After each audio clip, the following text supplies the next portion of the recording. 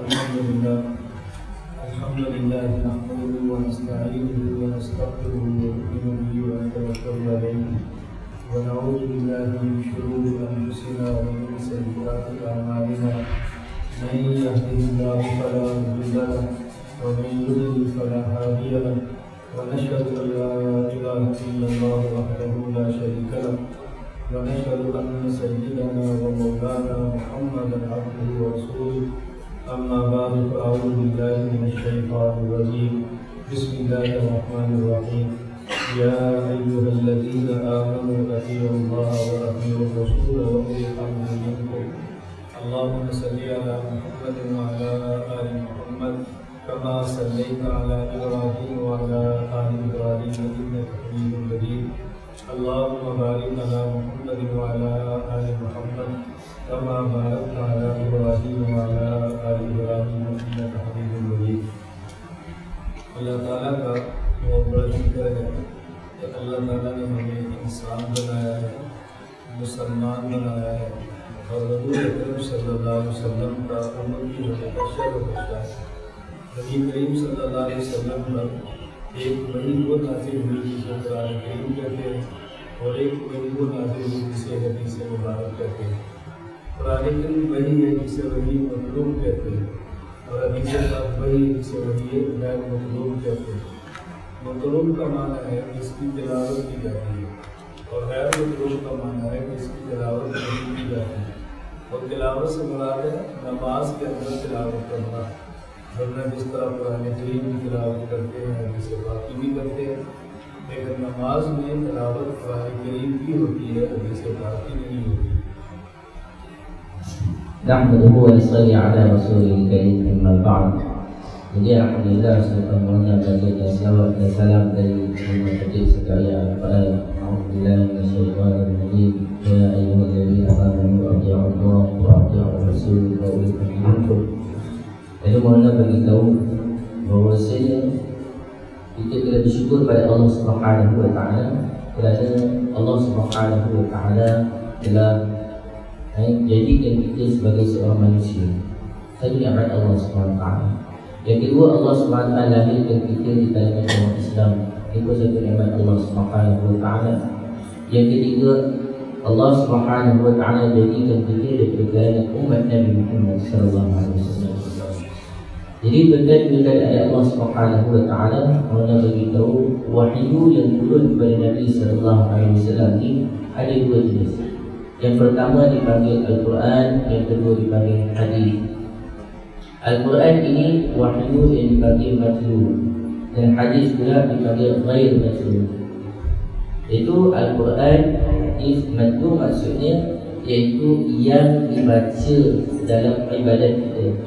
Manakala ghair matlu iaitu Hadis, iaitu perkara yang tidak dibaca dalam ibadat kita. Yang dimaksudkan yang dibaca iaitu baca dalam solat kita. Apabila kita solat, maka kita akan baca wahyu yang matlu ini, iaitu Al-Quran. Wahyu ghair matlu kita tak baca. Kita tak baca hadis dalam Al-Quran dalam solat kita. Sebab itu apabila seorang solat, untuk sah sembahyang kita kena baca Al-Quran. Adapun hadis dipanggil wahyu ghair matlu, walaupun hadis itu pada hakikatnya dibaca juga. Al-Quran sebagaimana Al-Quran dibaca, hadis itu dibaca juga sebagai peringatan pada kita, nasihat pada kita dibaca. Tapi yang dimaksudkan matlu dan ghair matlu tadi iaitu Al-Quran dibaca dalam solat, manakala hadis tidak dibaca dalam solat. बुनियादी उरूज तीन, नंबर एक कुरान करीम, नंबर दो हदीस पाक और नंबर तीन किताब। Ilmu yang asasi ada tiga.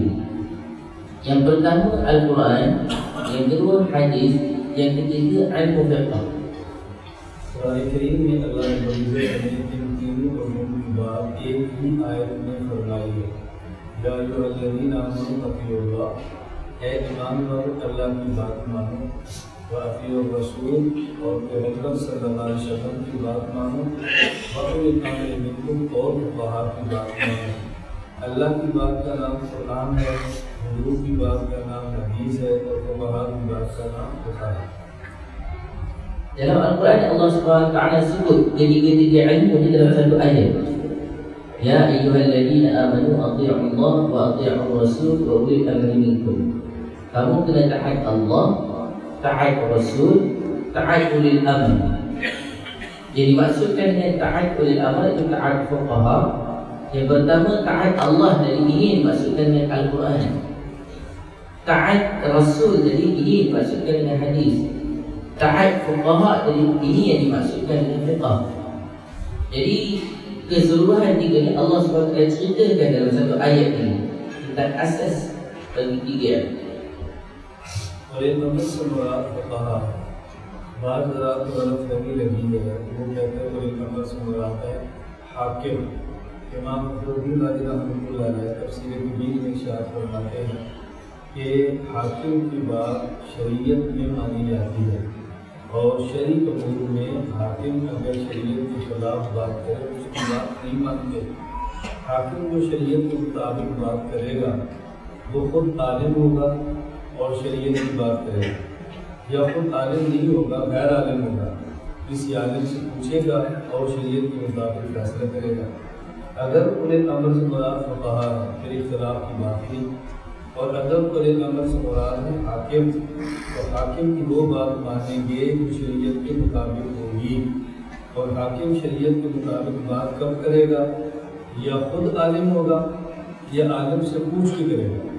अगर खुद आलिम होगा अगर हाकिम की बात नहीं मानते बल्कि हाकिम आलिम की बात मानते हैं, और अगर खुद आलिम नहीं तो ये आलिम की बात मानता है तो हम बात मानेंगे हाकिम की, हाकिम बात मानेंगे आलिम की, तो गोया हम आलिम की बात मानते हैं। इसलिए बोले कमर से मुराद फुक़हा ही। Jadi Maulana beritahu, hari ini banyak orang salah faham tentang makna ulil amri. Orang kata ulil amri maksudnya pemerintah, sedangkan ulil amri bukan makna pemerintah. Ulil amri sebenarnya maksudnya adalah fuqaha, orang alim. Ini maksud sebenar. Imam Fakhruddin Ar-Razi dalam tafsir Kafinya diceritakan, diterangkan, ditafsirkan yang dimaksudkan dengan ulil amri ini adalah alim. Kenapa? Pemerintah apabila dibuat satu perintah, apabila perintah jadi berkhilaf dengan syariat, kita perlu ikut ke? Tak perlu ikut. Tapi kalau kena dengan syariat, maka boleh kita ikut. Kalau kena dengan syariat, mana tahu lah dia tentang syariat. Kalau dia tahu tentang syariat, sudah tentulah dia ni alim juga. Kalau dia tak alim, dia akan tanya orang alim. Begitu juga, hari ini kalau kita kata ulil amri jadi pemerintah, maka timbul persoalan kat sini, adakah semua pemerintah punya perintah dari kita nak ikut? Kalau dia suruh kita buat langgar perintah Allah, macam mana? Sudah tentu kita tak ikut, kita ikut orang yang dia suruh untuk buat perintah Allah SWT saja. Untuk dia nak buat perintah Allah tadi, sudah tentu dia kena ada ilmu, dia kena alim tentang perintah Allah tadi. Maknanya dia mesti alim. Kalau dia tak alim paling kurang pun, dia mesti bertanya dengan orang alim. Dia bertanya dengan orang alim, bagaimana dia nak buat. Ini kalau orang terjemahkan dengan fuqaha, dengan makna ulil amri, dengan makna pemerintah, ini yang akan jadi. Tapi kalau orang tu tafsirkan dengan makna fuqaha, tak ada masalah. Maknanya pemerintah yang dia terima adalah pemerintah yang alim, pemerintah yang tak alim. Sebab itulah maksud sekarang ni, apabila nak laksanakan pemerintah tadi nak buat satu undang-undang, satu urusan duniawi, mesti dia kena alim, mesti dia kena tahu. Kalau dia tak tahu, mesti dia ada rujukan dengan orang yang tahu. Tahulah bahawasanya rujukan asal dari orang alim tadi, fuqaha dari asalnya. Sebab itu kalau orang terjemah dengan pemerintah, maka dia kena tafsir dengan panjang. Cuba dia tafsir dengan fuqaha, dah selesai masalah. बुनियादी लोग तीन हैं, इल्मुल कुरान, इल्मुल हदीस, इल्मुल फिक़ह। इस वक्त हमारे सामने किताब है और जिसे बात की है इल्मुल हदीस के बारे में, लिहाजा हम इस वक्त बात इसी पर करेंगे। Jadi asas kita, asas agama kita ni bergantung pada tiga ilmu ini, iaitu ilmu Al-Quran, ilmu hadis dan juga ilmu fiqh. Jadi oleh kerana kita hari ini pengajian kita pada hari ini pengajian hadis, maka kita tak bahas tentang Al-Quran tadi. Kita bahas tentang hadis dah hari ni. InsyaAllah kita akan bahas tentang ilmu hadis ini. ilmu hadis में ये जो हमारे सामने किताब है सहीह बुखारी, ये हदीस की पहली किताब नहीं है। इससे पहले हज़रत इमाम मालिक रहमतुल्लाह अलैह के मोता में मौजूद है और भी कुतुब हदीस इससे पहले है। सहीह बुखारी को अहमियत इस वजह से देते हैं कि जितनी जामियत से बुखारी में है, इससे पहले किताबों में इतनी जामियत नहीं थी। Jadi Mona terangkan kat sini, depan kita ni ada kitab, iaitu kitab Sahih Bukhari. Dan kitab Sahih Bukhari bukan kitab pertama hadis dah. Bukan kitab hadis yang pertama. Sebelum Sahih Bukhari ada lagi kitab seperti kitab Muwatta Imam Malik. Kitab Muwatta Imam Malik lebih dahulu daripada kitab Sahih Bukhari. Tapi kenapa ulama hadis dia mendahulukan Sahih Bukhari daripada Muwatta Imam Malik? Kerana dalam Sahih Bukhari dia terdapat jami' maksud lengkap. Dia masukkan semua hadis-hadis sehingga nampak kelengkapan terhadap Sahih Bukhari tadi. Sebab itulah ulama-ulama hadis mengutamakan Sahih Bukhari berbanding dengan kitab-kitab hadis yang lain. हज़रत इमाम बुखारी रहमतुल्लाह अलैह पैदा हुए हैं 194 हिजरी में और इमाम बुखारी फौत हुए हैं 256 हिजरी में। Imam Bukhari rahimahullah ta'ala dia lahir pada tahun 194 Hijrah dan meninggal pada tahun 254 Hijrah 56 Hijrah.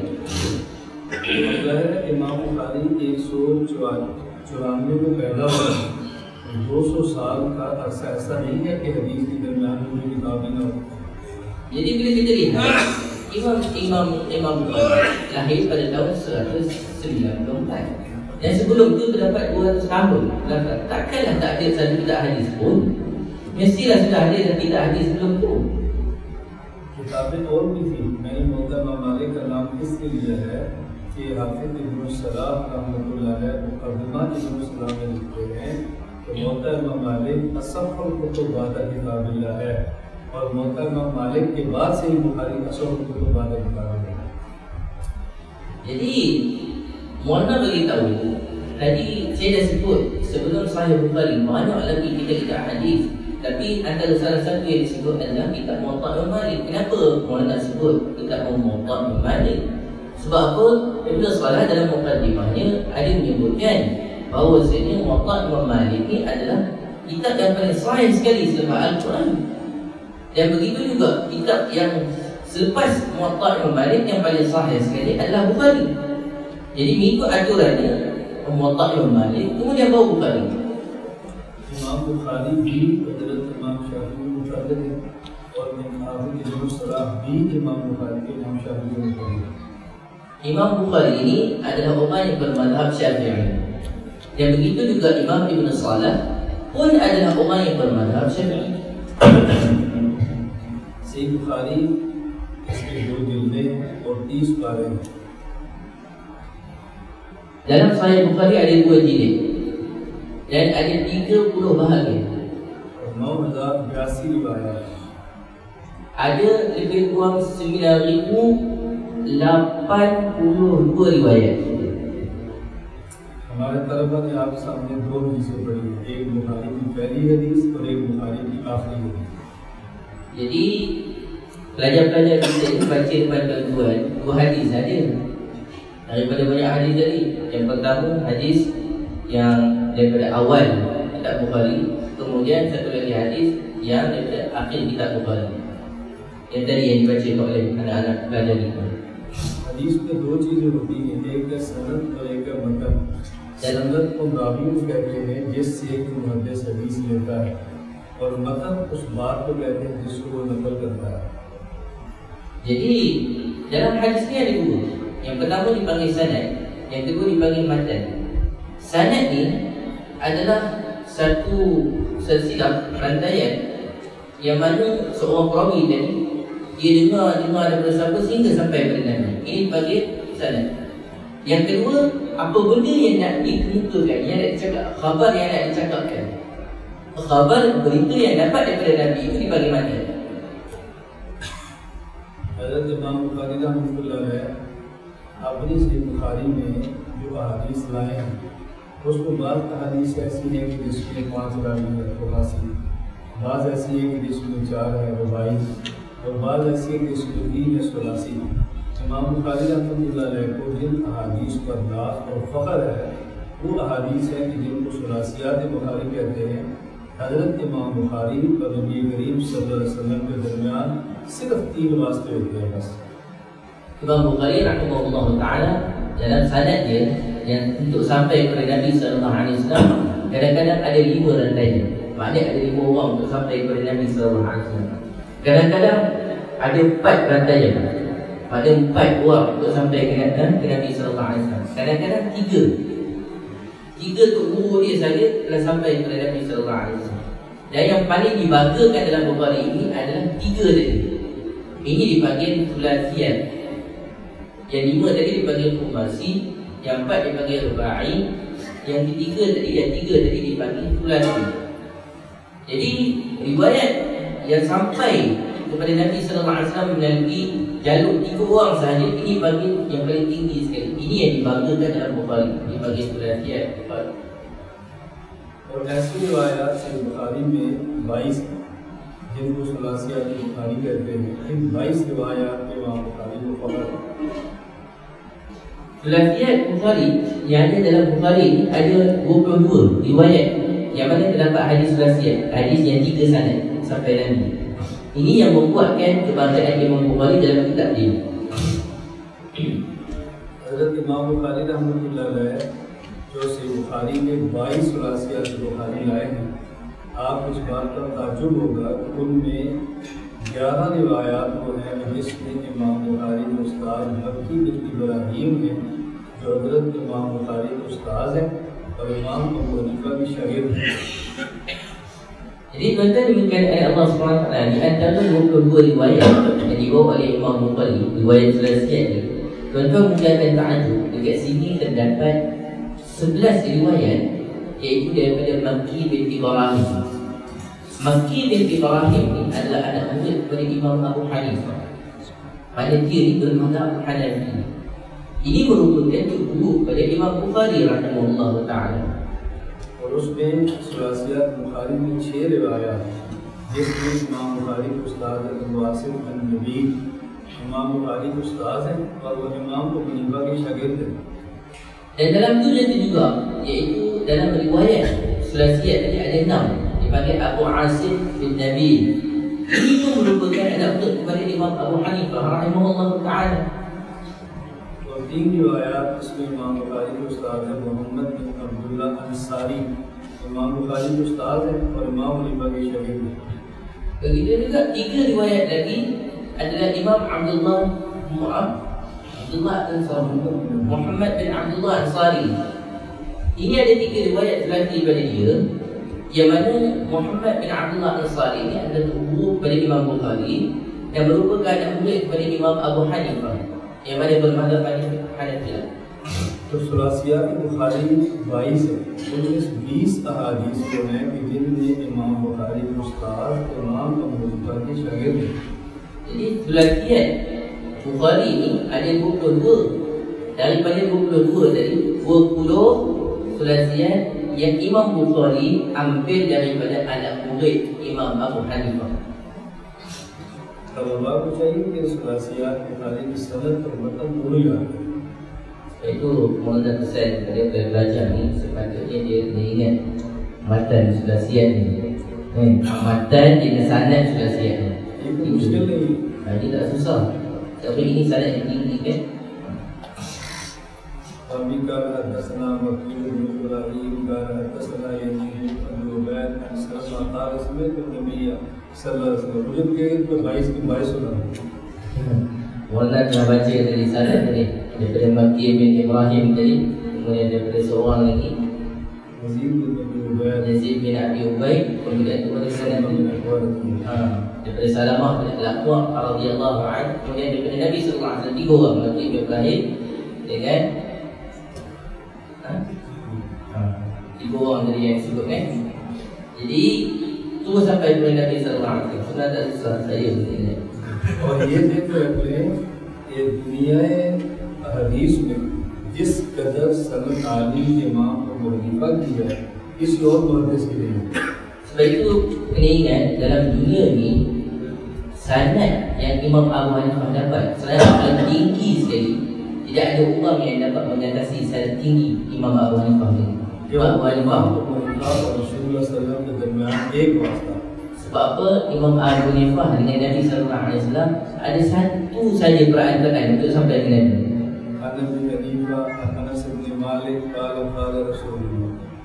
An Abu Hanifah daripada Imam Abu Hanifah, terus daripada Anas bin Malik, terus daripada Nabi Sallallahu Alaihi Wasallam. Abu Hanifah, Jabir bin Abdullah, qala Rasulullah. Daripada Abu Hanifah, daripada Jabir bin Abdullah, seorang sahabat Nabi, terus daripada Nabi Sallallahu Alaihi Wasallam. Abu Hanifah, Wasilah bin Asqa, qala Rasulullah. Daripada Abu Hanifah, daripada Wasilah bin Al-Asqa', kemudian terus daripada Nabi Sallallahu Alaihi Wasallam. Abu Hanifah, Abdullah bin Qunais, qala Rasulullah. Daripada Abu Hanifah, kemudian daripada Abdullah bin Qunais, terus sampai kepada Nabi Sallallahu Alaihi Wasallam. Abu Hanifah, Abdullah bin Abi Awfa, qala Rasulullah. Daripada Abu Hanifah, daripada Abdullah bin Abi Awfa, terus kepada Nabi Sallallahu Alaihi Wasallam. Abu Hanifah, Abdullah bin Abi Habibah, qala Rasulullah. Daripada Abu Hanifah, daripada Abdullah bin Abi Habib, terus sampai kepada Nabi Sallallahu Alaihi Wasallam. Abu Hanifah, Abdullah bin Al-Haris bin Jas Az-Zabidi, qala Rasulullah. Daripada Abu Hanifah, daripada Abdullah bin Al-Haris bin Az-Zabidi, terus daripada Nabi Sallallahu Alaihi Wasallam. Abu Hanifah, Aisyah binti Adil, qala Rasulullah. Daripada Abu Hanifah, daripada Aisyah binti Adil, daripada Nabi Sallallahu Alaihi Wasallam. हमने सुना बुखारी पर तो किसी बात कर दी है सारी संदेश बनानी है। Jadi Maulana beritahu oleh kerana kita nak faham tentang Bukhari, bukanlah kita nak cerita semua sanad Bukhari, tapi kita nak cerita tentang kelebihan yang ada pada Bukhari. हमारे मोबाइल के शौक में हदीस का शौक खत्म कर दिया।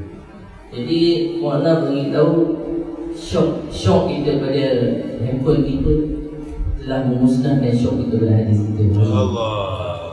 हमारे घरों के शौक ने हदीस का शौक खत्म कर दिया। Jadi apa syok kita pada berborak-borak pada hari ini telah memusnahkan syok kita pada hadis Nabi. बाजार के शौक ने हदीस का शौक बराबर खत्म कर दिया।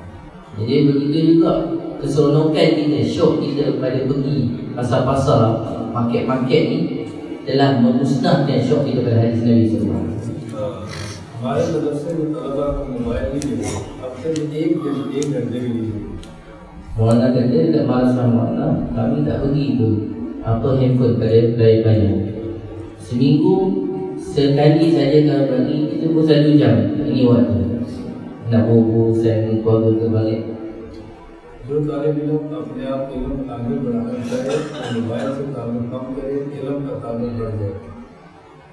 Siapa yang nak belajar ilmu kemudian nak maju dalam ilmu dia, maka dia kena buangkan ta'alluq dengan hubungan dengan handphone dia. InsyaAllah dia akan tengok ilmu dia akan dekat. मेरे पास देखो 2 मोबाइल है, मगर हम सिर्फ व्हाट्सएप कोई मसाइल के जवाब दें, बाकी कोई चीज़ इस्तेमाल नहीं। Maulana kata dekat Maulana ada 2 handphone. Satu handphone untuk Maulana dan satu lagi handphone untuk jawab masalah-masalah orang awam. Itu Maulana kata. Selain daripada itu tak ada. इसलिए देखो मैं सुबह के दिन में किसी संदेश अपना Sebab itulah Maulana beritahu, walaupun umur macam ni dan Maulana masih ingat lagi sanad-sanad tu dengan hari-hari tu, kita dah lupa. मैं दिन में 5 बार जैसे करता हूँ, 8 घंटे सफर करता हूँ, घर में 3 बीवियाँ हैं, Maulana beritahu kadang-kadang setiap hari itu 4 ijazah majlis Maulana pergi setiap hari, pergi kat sana, pergi sini. Lepas tu banyak bagi masa dekat rumah. Maulana pun bukan orang yang satu isteri, ada 3 isteri dekat rumah, nak kena bagi masa pula dan tu. Tapi alhamdulillah. हज़रत इमाम बुखारी रहमतुल्लाह अलैह सबसे इस्लाह है। इमाम बुखारी फरमाते हैं वबिही क़ाला हद्दसना हुमैदी क़ाल हद्दसना सुफयान क़ाल हद्दसना यहया इब्न सईद अल-अंसारी क़ाल अख़बरनी मुहम्मद बिन इब्राहीम अस-सबी अन्नहु समिअ अलक़मह बिन वक़ास बिन सिरिय यक़ूल समिअतु उमर अल-ख़त्ताब अलल मिंबर क़ाल Rasulullah sallallahu alaihi wasallam. अब देखो कुछ सनद है, फिर उसके बाद नबी पाक सल्लल्लाहु अलैहि वसल्लम हदीस का मतलब इमाम बुखारी बयान फरमाते हैं। इसी तरह इमाम बुखारी आखिरी हदीस का है। अभी का हदसना अहमद बिन अशकाब का हदसना मोहम्मद बिन हुज़ैर अन उमारा बिन अल-क़ाक़ा अन अबी ज़ुरा अन अबी हुरैरा क़ाल क़ाल रसूलुल्लाह सल्लल्लाहु अलैहि वसल्लम। ये संदेह है इमाम Bukhari. Begitu juga Muhammad beritahu pada hadis yang awal, iaitu Imam Bukhari bawa sanadnya.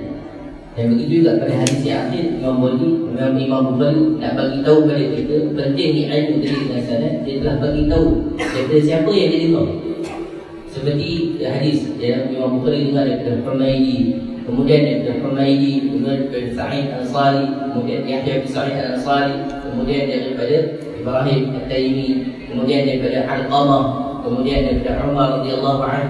Ini antara sanad yang Imam Bukhari sendiri dengar daripada Nabi sallallahu alaihi wasallam, tapi melalui imam-imam tuku dia tadi, bukti yang dia dengar sendiri daripada Nabi sallallahu alaihi wasallam.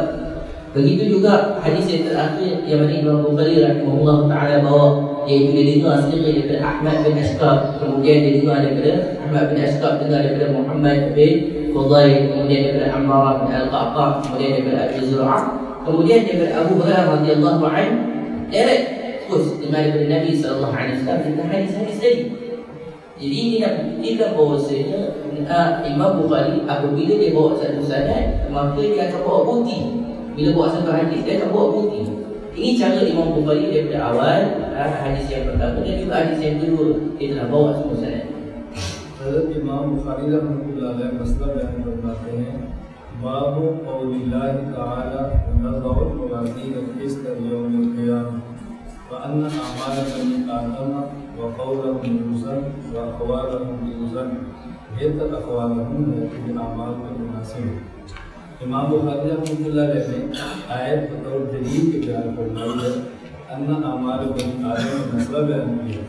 मसला बयान फरमाया है कि क़यामत के दिन लोगों के अमाल भी तोले जाएंगे और लोगों की बातें भी तोली जाएंगी। दलील क्या है? नज़अल मवाज़ीन अल-क़िस्त लियौमिल क़ियामह। Imam Bukhari rahimahullah ta'ala dalam hadis yang terakhir, dia buka satu tajuk. Antara tajuknya bab qaulillah, bab pada menyatakan firman Allah Subhanahu wa ta'ala, iaitu ayat wa nadha'ul mawazin al-qist liyaumil qiyamah, iaitu kami telah meletakkan di hari kiamat nanti timbangan-timbangan.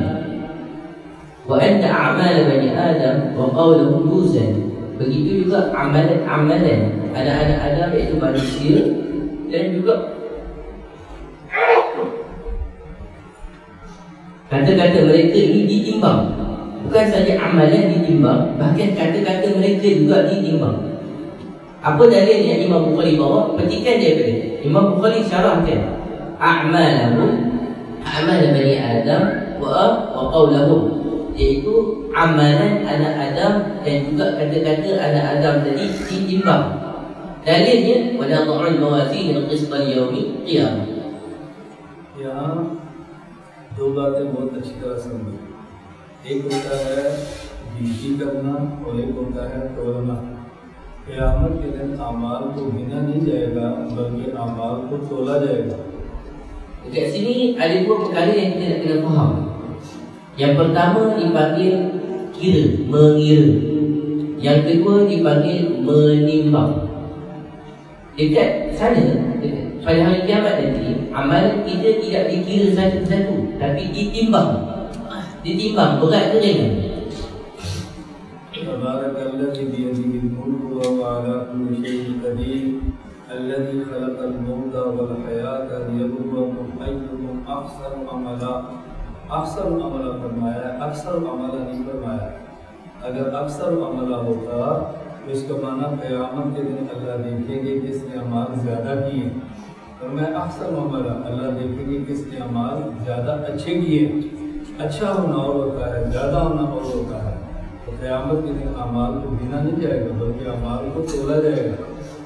Warna bagi tahu dalam Al-Quran Allah Subhanahu wa taala sebut, iaitu dalam surah Al-Mulk, allazi khalaqal mauta wal hayat liyabluwakum ayyukum ahsanu amala. Ahsanu amala, dekat sini dia bukan maksud aktsaru amala. Ahsanu amala bukan bermaksud aktsaru amala. Kalaulah dia maksud aktsaru amala, maksudnya banyak. Allah SWT bukan tengok banyaknya amalan seseorang. Kalaulah banyaknya amalan seseorang, maka akan dikira pada kiamat. Tapi Allah SWT sebut kat sini ahsanu amala, amalan kamu yang paling baik sekali, yang paling baik sekali kualiti amalan ini. Sebab itulah maksud dia bukan dikira, maksudnya ditimbang. Tengok kebaikan tadi, dia tak tengok banyaknya amalan tadi. Kenalah dengan firman Allah Subhanahu wa ta'ala, amalan jadi ditimbang, bukan dikira. أما من ثقلت موازينه فهو في عيشة راضية وأما من خفت موازينه فأمه هاوية. जिसके देह का मान ज़्यादा अच्छे होंगे वह के अंदर होगा, और जिसके गुनाह बवज़नी होंगे और नेक अमाल हल्के हो जाएंगे तराजू, तो इसका ठिकाना जहन्नम होगा। इन आयतों से मालूम होता है क़यामत के दिन अमाल को तोला जाएगा, गिना नहीं जाएगा। فأما من ثقلت موازينه فهو في عيشة راضية وأما من خفت موازينه فأمه هاوية. Daripada ayat ini kita tahu bahawasanya فأما من ثقلت موازينه, orang yang mana berat timbangannya maka dia akan duduk dalam kebahagiaan. وأما من خفت موازينه, orang yang ringan timbangannya maka tempat dia adalah neraka. Jadi tahu bahawasanya dalam ayat ini ditunjukkan Allah SWT pada hari kiamat dia bukan kira, tapi dia timbang. Amalan kita akan ditimbang, akan dinilai dari timbangan tadi, berat dan ringan tadi. Kualiti lebih, ikhlas lebih, maka akan jadi berat. Kalau tidak, dia akan jadi ringan. हदीस पाक में है क़यामत के दिन अमाल को तोला जाएगा। जिन लोगों के नेक अमाल वाला पल्ला भारी होगा वो जन्नत में जाएंगे, और जिनका गुनाहों वाला पल्ला वज़नी होगा वो जहन्नम में जाएंगे, और जिनके दोनों मिज़ान बराबर होंगे वो आराफ को करेंगे, बेलाखिर अल्लाह को जन्नत में भेज देगा। Lagi dalam sini disebutkan hadis, iaitu dua keadaan, tiga keadaan. Yang pertama, orang timbangan dia, timbangan berat dia lebih. Yang kedua, timbangan buruk dia lebih. Yang ketiga, dia balance dia antara dua, timbangan baik dan timbangan buruk. Timbangan berat, kalau timbangan baik dia banyak, maka dia akan dimasukkan dalam syurga Allah. Kalau timbangan buruk dia banyak, maka dia akan dimasukkan dalam neraka Allah. Tapi kalau timbangan dia balance di antara baik dan buruk, maka dia akan duduk dekat A'raf, satu tebing di antara syurga dan neraka. Di sana akan ada satu tebing pada A'raf yang akan duduk di atas tembok. Dan di akhir sekali Allah SWT akan ampun orang ini masuk dalam syurga Allah SWT. मसला बहुत अहम है, अल्लाह करे मैं समझा लूँ और आपको रजू करे और आपको समझ आए। Jadi masalah ni memang masalah yang penting sebenarnya, yang halus. Jadi kalau tuan-tuan beri tawajuh betul-betul, insya-Allah mungkin tuan-tuan akan dapat faham. Kalau tidak, हमेशा को सुकून हो रही है, जब कोई ज़रूरी बात होती है। Jadi orang Malaysia ni memang satu kelebihan ni. Dia duduk dekat mana-mana, ketenangan cepat datang. Bila ketenangan cepat datang, dia hati dia tenang, kepala dia turun, dia cepat lalu. बात समझे, कमाल नबूवत इल्म है, कमाल नबूवत अमल नहीं है। Jadi kena ingat kesempurnaan kenabian, kesempurnaan nubuah bukan amalan. Kesempurnaan nubuah adalah ilmu. Kesempurnaan nubuah bukan amalan. Kesempurnaan nubuah adalah ilmu. इसकी दलील ये है कि किसी शख्स का कमाल वो होता है जो साहिब कमाल में हो और दूसरे में ना हो या इससे कम हो। Dalil dia iaitu kesempurnaan seseorang bila kita nak tengok, kita tengok pada orang yang memiliki kesempurnaan tadi. Ataupun kalau kita nak tengok kekurangan, orang yang tidak ada kesempurnaan tadi, iaitu kekurangan ada pada orang yang tidak ada kesempurnaan. Kalau kita nak tengok kesempurnaan seseorang, kita tengok apa yang ada pada orang yang ada sempurna dia. जितना इल्म नबी के पास होता है उम्मत में इतना इल्म किसी के पास भी नहीं होता। Ilmu yang ada, betapa banyak ilmu yang ada pada Nabi, tidak ada ilmu, tidak banyak pun yang ada pada umat sebanyak mana ilmu yang ada pada Nabi sallallahu alaihi wasallam. अमल ऐसी चीज है कि देखने में बसा प्रकृति के पास अमल नबी से ज्यादा होता है। Tapi kalau tengok dari segi zahir, kadang-kadang kita nampak amalan umat ini lebih daripada Nabi. Dari segi amalan dia lebih daripada Nabi. अगर आप अपने नबी का कमाल पेश करें कि हमारे नबी ने हज किया है, तो नबी कहेगा मैंने 10 हज किए। Jadi kalau kamu kata Nabi kita telah buat haji, inilah adalah kesempurnaan Nabi kita, masa Nabi kita buat haji, maka umat pun dia akan tunjuk ada di antara umat Nabi yang buat 10 kali haji. Adakah banyak dari lebih daripada Nabi? अगर आप कहें हमारे नबी ने 4 उम्रे किए, तो नबी कहेगा मैंने 50 उम्रे किए। Kalaulah kesempurnaan ada pada amalan Nabi, pada contohlah kita kata Nabi kita hebat pasal dia buat 4 kali umrah. Lepas tu bila tanya umat, umat lebih daripada 4 kali ada buat 10 kali, 20 kali tak tahu pergi umrah kan? Macam mana? रसूल अकरम सल्लल्लाहु अलैहि वसल्लम ने पूरी जिंदगी में मुकम्मल कुरान एक मरतबा पढ़ा। Nabi sallallahu alaihi wasallam dalam keseluruhan kehidupan Nabi baca keseluruhan 30 juzuk secara sempurna sekali saja. पूरा कुरान मिलेगा तो फिर पूरा कुरान पढ़ेंगे ना। उनको पूरा कुरान 23 साल में मुकम्मल हुआ, पूरा कुरान एक बार ही पढ़ेंगे। Jadi nak baca Quran itu secara sempurna bila Quran itu sempurna. Bila Quran tak sempurna, tak sempurna keseluruhan. Sempurnanya keseluruhan Quran itu selepas 23 tahun. Selepas 23 tahun Nabi baca secara sempurna sekali je lah. Lepas bila ada, jadi sekali saja Nabi baca. अगर आप ये कि हमारे नबी का कमाल है वो कुरान पढ़ते थे, तो उनकी जगह मैं हुजूर से ज़्यादा पढ़ता। Jadi kalau kita kata hebat Nabi kita, sebab apa Nabi sallallahu alaihi wasallam itu baca Al-Quran, maka umat beritahu di antara umat ada baca Al-Quran lebih daripada itu. लेकिन अमल इल्म का कोई शख्स दावा नहीं कर सकता कि मेरे पास इल्म हुजूर से ज़्यादा। Tapi bila tentang ilmu sahaja, ada tak orang boleh berdakwa saya ni lebih banyak ilmu daripada Nabi tadi. इसलिए नबी का कमाल इल्म होता है, अमल नहीं होता।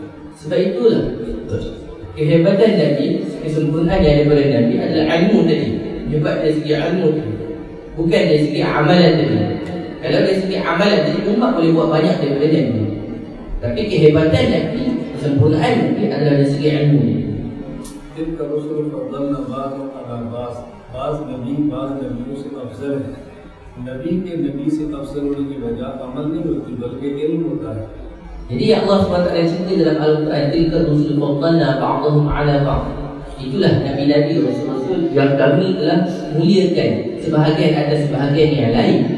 Jadi kemuliaan di antara mereka tadi bukan amalan. Kemuliaan di antara mereka tadi adalah ilmu yang Allah SWT punya lebih daripada nabi-nabi yang lain. अगर अमल वजह होती तो वो अलैहिस्सलाम रसूल अकरम सल्लल्लाहु अलैहि वसल्लम से अफजल होते। तो उनकी उम्र 950 साल दावत है और हुजूर की उम्र 6 साल की दावत।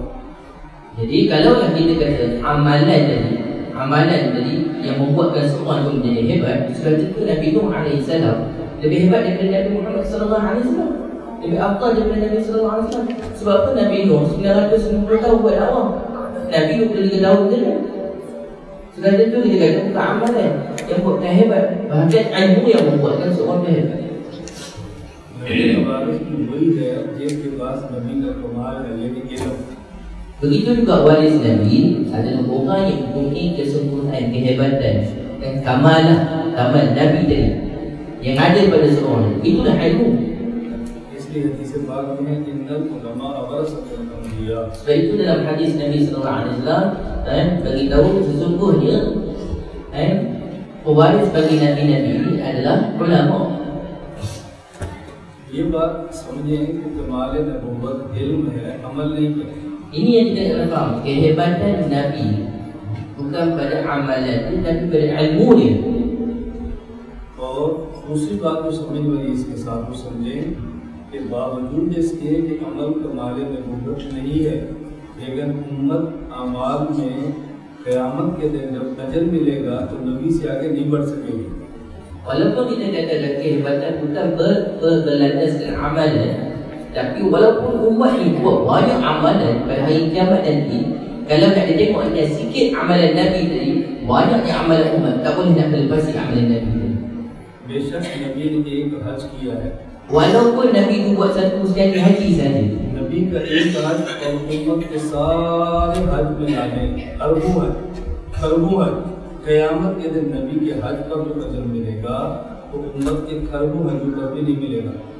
begitu juga satu haji Nabi yang mana dekat akhirat sana kalau ditimbang nak diberi pahala, kemudian himpunkan keseluruhan umat punya haji, milion,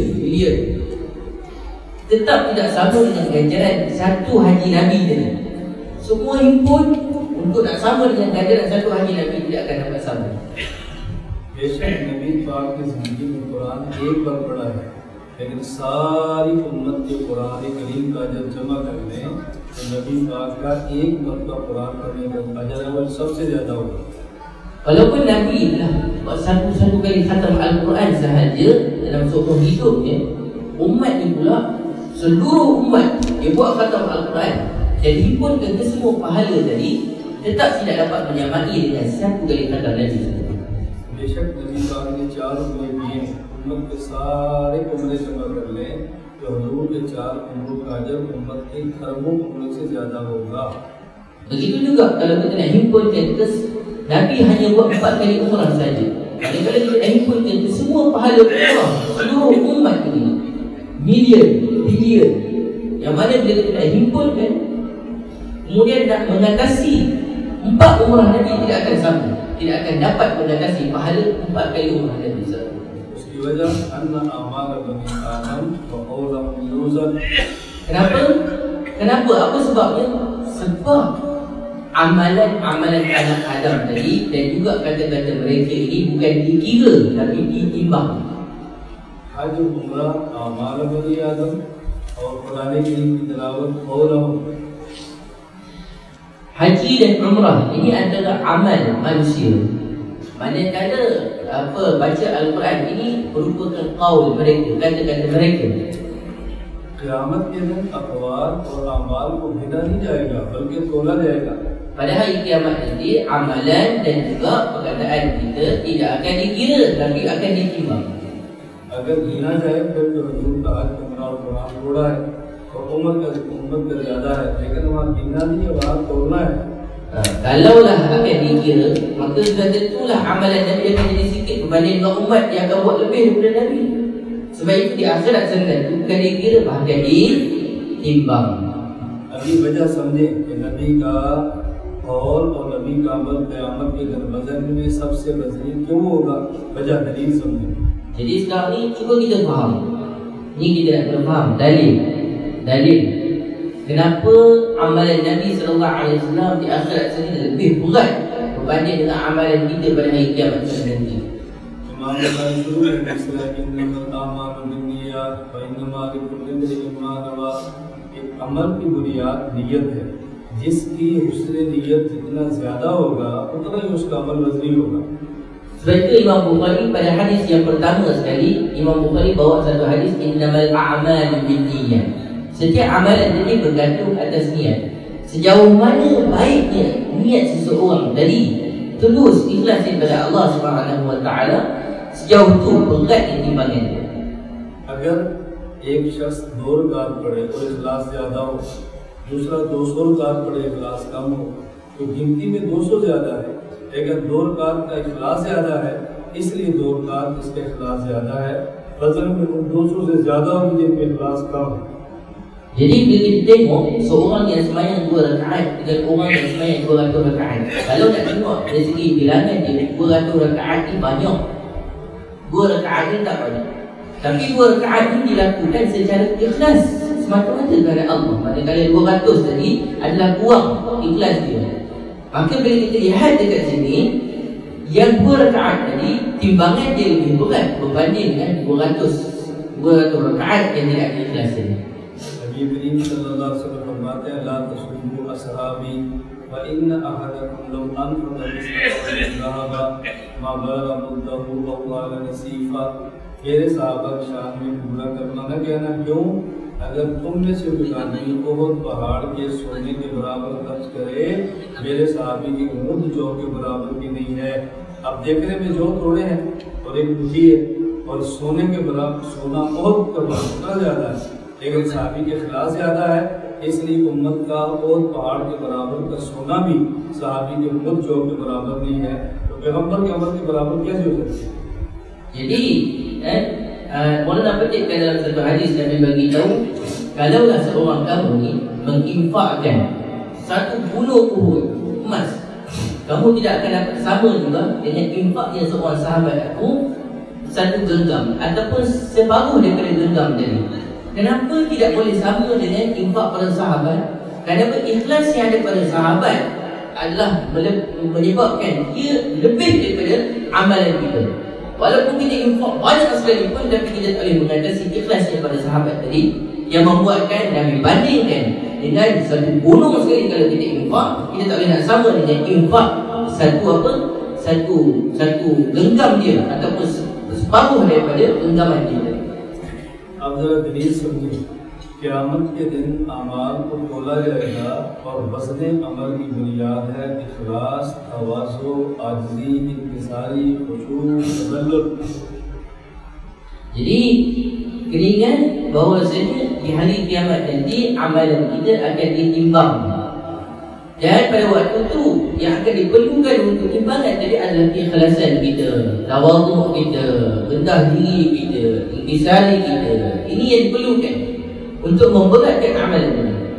और इंकिसारी और तवाज़ु कब आती है? जब किसी के दिल में अज़मत हो। जितनी अज़मत हो उतनी तवाज़ु होती है। अज़मत कम हो दिल में तो इंकिसारी कम होती है। Begitu juga bagaimana didatangkan tawadhu dan intisari, rendah diri ini, iaitu apabila seorang dalam diri orang itu terdapat keagungan seseorang, maka sejauh mana keagungan tadi ada dalam hati dia, sejauh itulah hati dia tunduk, rendah diri pada orang tadi. Tapi kalau keagungan tadi tak ada, maka tidak akan dapat datang sifat tawadhu, intisari tadi. और ये अज़मत की बुनियाद होती है मारिफत। जब आदमी किसी को पहचानता हो तो फिर उसकी अज़मत का कायम होता है। Begitu juga keagungan tadi, dia datang daripada ma'rifat. Apabila seorang itu mengenali akan seorang itu, barulah azmah keagungan tadi akan masuk dalam hati. Kalau tak kenal, maka macam mana nak masuk ke dalam hati tadi? और मारिफत की बुनियाद होती है इल्म। जितना किसी के बारे में इल्म हो उतनी मारिफत होती है। Begitu juga ma'rifah ni datang daripada ilmu. Sebanyak mana ilmu ada pada seorang itu, sejauh itulah ma'rifat dia akan dapat. Kalau sikit ilmu tadi, sikitlah ma'rifatnya.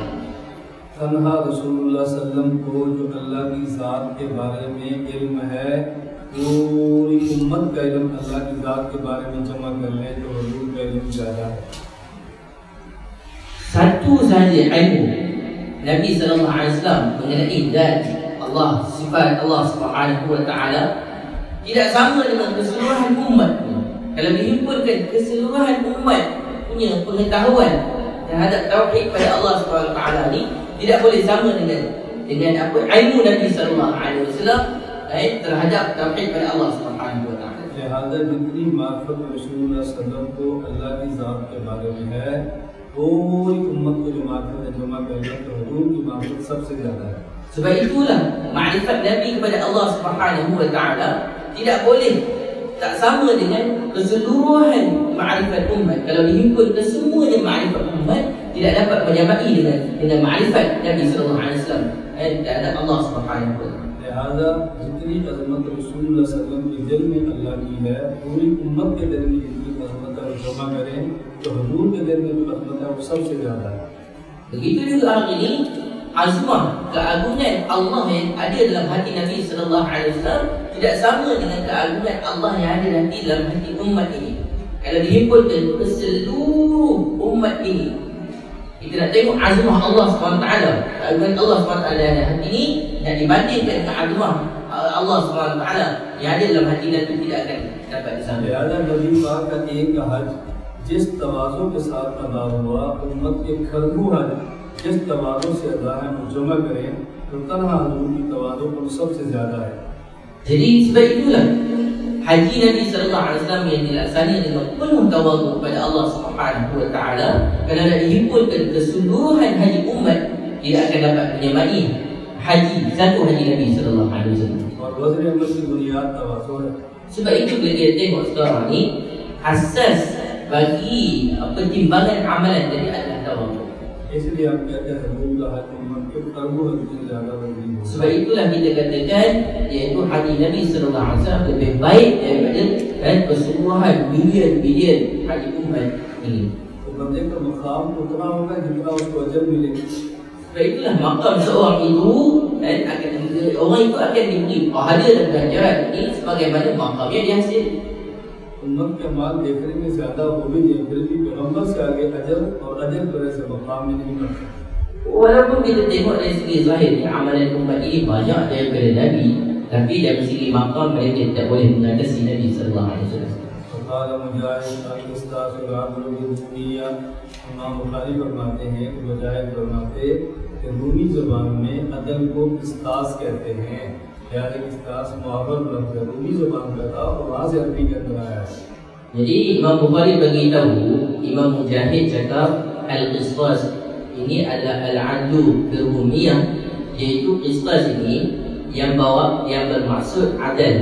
Ini adalah dalam bahasa Rom, iaitu qistas ini yang Allah SWT sebutkan dalam Al-Quran. Kerana nak ikut dia, qistas ini bahasa Rom yang telah diarabkan dan ada dalam Al-Quran. Maknanya iaitu al-adl, keadilan. ويقال القسط مصدر المفسد وهو العادل واما القاصد فهو الجائر. ये थोड़ी सी बात है, इस तरह तलबा समझेंगे या तालिब इल्म नहीं है वो नहीं समझ सकते. Jadi Maulana bagi tahu yang kita sebut yuqal al-qisṭu masdarun mufsid wa huwa al-'adil wa amma al-qasid wa huwa al-jabir. Ini adalah keterangan untuk dia belajar hadis. Mereka akan faham. Orang awam ni susah sikit untuk faham. Jadi boleh dengar. ये जो बाब है अल-कासिद और अल-मुफसिद, इसमें फ़र्क क्या है? अल-कासिद ये सलासी मुजर्रद है, अल-मुफसिद बाबे फ़ाल ये सलासी मज़ीद है, और बाबे फ़ाल का एक खासा सल्ले माखज़ है. यानी जो माना सलासी मुजर्रद के अंदर हो, जब बाबे फ़ाल में तो माना ख़त्म हो जाता है. जब ये अल-कासिद सलासी मुजर्रद था तो इसका माना था इसका माना था जाहिर, जुल्म करने वाला. और जब ये अल-मुफसिद बाबे फ़ाल बना तो जुल्म ख़त्म कर दे तो इसका माना आदिल, अदल करने वाला. और ख़ासिद सलासी मुजर्रद इसका माना जाहिर. और जब ये बाबे फ़ाल में सलासी मज़ीद दिया तो बाबे फ़ाल का एक खासा सर्वे माखज़ यानी जोर ख़त्म हुआ तो इसका माना होगा Adil.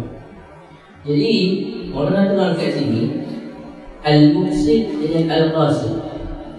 Al-muqsid dengan al-qasid ni, al-muqsid adalah daripada Thulathi Mazid Fi. Manakala al-qasid ni adalah Thulathi Mujarrad. Antara khasiat yang ada pada Thulathi Mazid Fi iaitu dia akan dia akan sal ma'aqal. Maksudnya dia akan masukkan makna yang ada dalam sulasi mujarrad. Kenapa? Kerana nak ikut al-qasid ni adalah sulasi mujarrad yang berasal daripada 3 huruf. Bila dia berasal daripada 3 huruf, makna dia adalah al-ja'ir, iaitu makna dia zalim.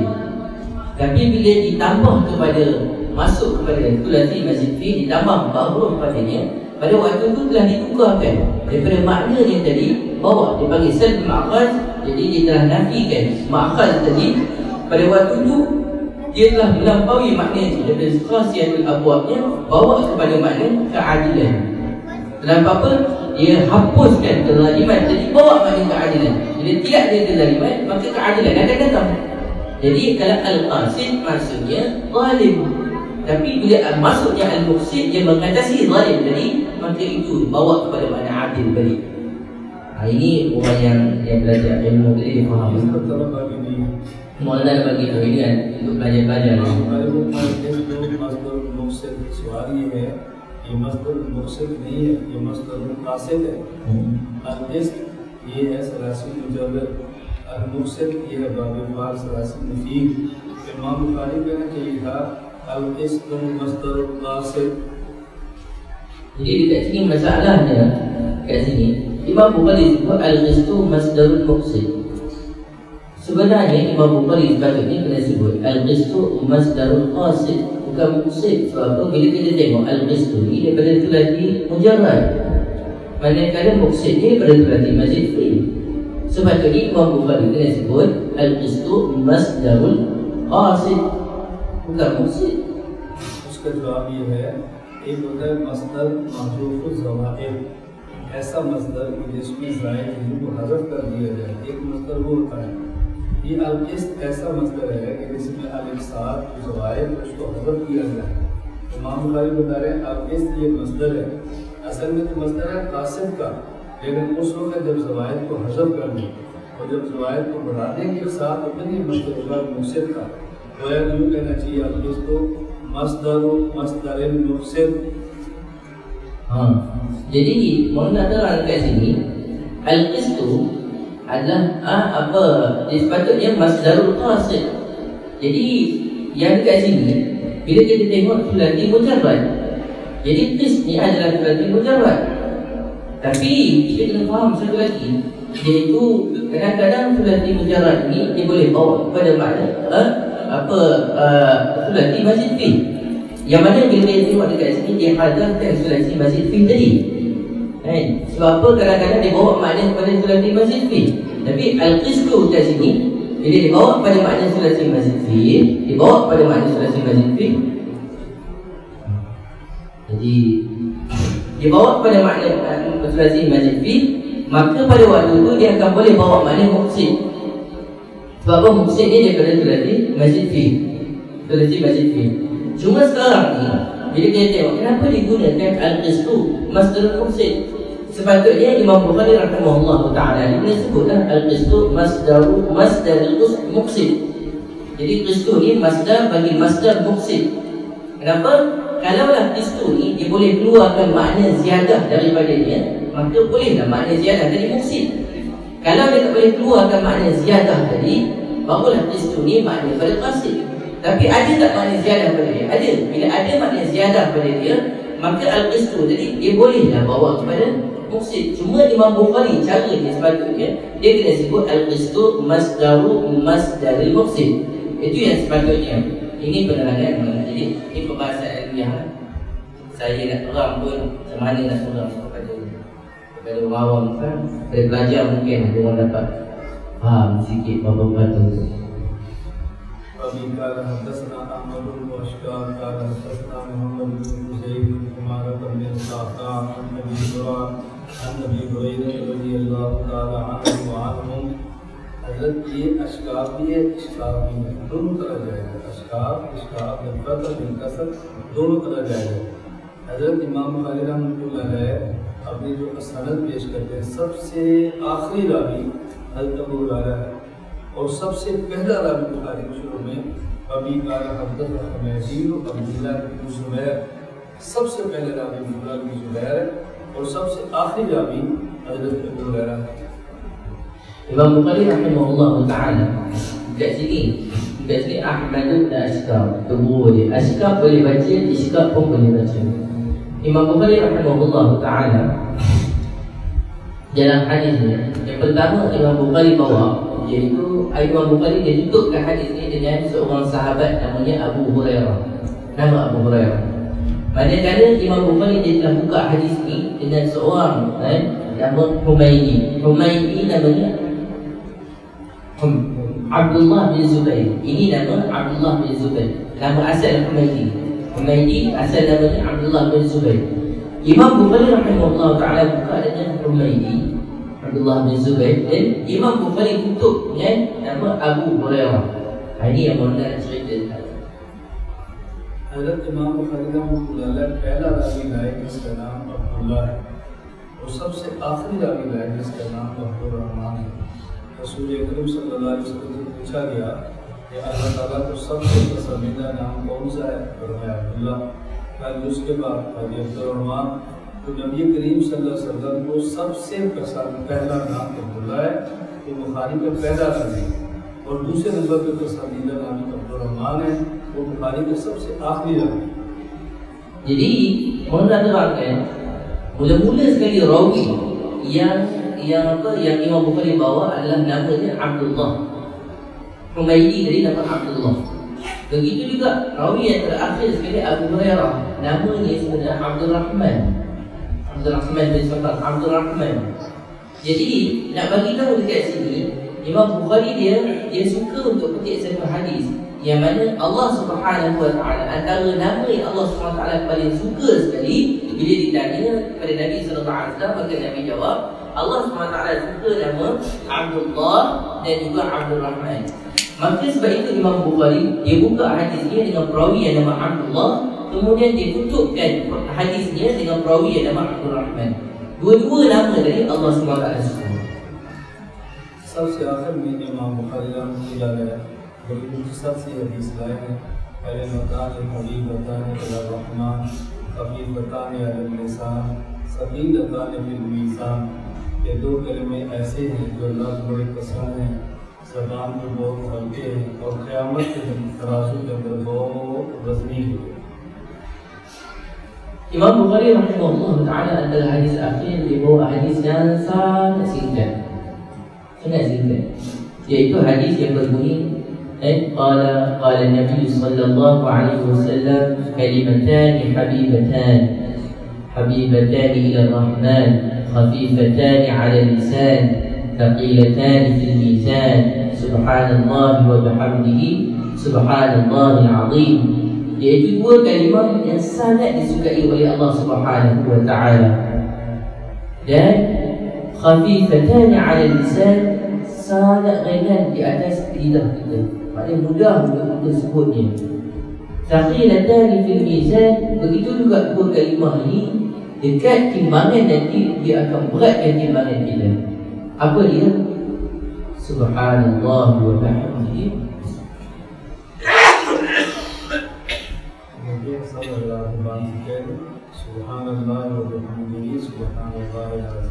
sebut subhanallah wa bihamdihi subhanallahil azim. हज़रत इमाम बुखारी रहमतुल्लाह अलैह ने तौहीद से बात को शुरू किया है और ज़िक्र के बात को ख़त्म किया है। Imam Bukhari rahimahullah taala dia mulakan perbualan dia mulakan mukadimah ini dengan tauhid, dan Imam Bukhari rahimahullah taala sudahkan dengan zikir. शुरू में इमाम बुखारी किताब के मान लाते हैं और आखिर में किताब रद्द रजाबिया लाते हैं, ये बताने के लिए कि जिस तरह अच्छी बातों पर ईमान लाना ज़रूरी है, इसी तरह बुरी बातों का रद्द करना भी ज़रूरी है। Begitu juga Imam Bukhari rahimahullah taala pada awalnya dia bawa kitab iman, dan pada akhirnya kitab Rad al-Jahmiyah, iaitu sebagaimana kita kena dakwahkan tentang keimanan, begitu juga kita kena rad juga tentang kebatilan. Nanti Imam Bukhari nak bagi itu sebagaimana dakwah pada iman ini penting, begitu juga rad ke atas kebatilan ini juga penting.